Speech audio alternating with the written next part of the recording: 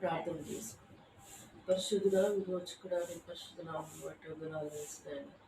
రాత్రంతా మాకు సుఖమని ఇచ్చావు. ఉదయకాలంలో మీకు నీ వాక్యమైన వెలుగులో నడుచుటకు మిమ్మల్ని బలపరుస్తున్నందుకు వందనాలు. నీ వాక్యం చదువుతున్న ప్రభావం మాట్లాడు. నీ స్వరం నుంచండి సరిగి ఉంచాలి. ఏసునామములో స్తుతించి ప్రార్థించి వేడుకుంటున్నాను తండ్రి. సామెతలు 8వ అధ్యాయం. జ్ఞానము ఘోషించుచున్నది, వివేచన తన స్వరం వినిపించుచున్నది. త్రోవ పక్కన రాజ వీధులను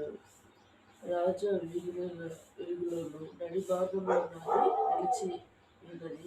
గుమ్మముల ఎదురు పురద్వారముల ఎదురు పట్టణం గౌరుల ఎదురు నిలబడని గట్టిగా ప్రకటన చేయుచున్నది. మానవులారా, నేను మీకు నేనే ప్రకటిస్తున్నాను. నరులారా, నా కంఠస్వరం వినిపించున్నాను. జ్ఞానం లేని వారులారా, జ్ఞానం ఎట్టిదైనది తెలుసుకోండి. బుద్ధిహీనులారా, బుద్ధి ఎట్టిదైనది యోచించుడి. నేను శ్రేష్టమైన సంగతులు చెప్పేది వినుడి. నా పెదవులు యథార్థమైన మాటలు పలుకును, నా నోరు సత్యమైన మాటలు పలుకును. దుష్టత్వము నా పెదవులకు సహాయము, నా నోటి మాటలన్నీ నీతి గలవి.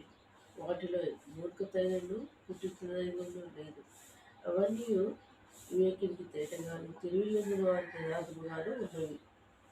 వెండికి ఆశపడక నా ఉద్దేశం అంగీకరించుడి. మేలిన బంగారం ఆశపడ తెలియనందుకు.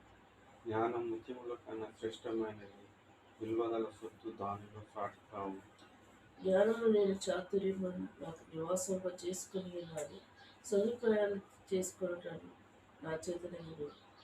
యెహోవాయందు భయభక్తులు కలిగి చెడుతనమును అసహించుడి. గర్వమునకు అహంకార దుర్మార్గత కుటుంబమైన మాటలు నాకు అసహ్యము. ఆలోచన చెప్పుట లస్యము, జ్ఞానం ఇచ్చుటే నా వశము. జ్ఞానధారము నేను, పరాక్రమము నాదే.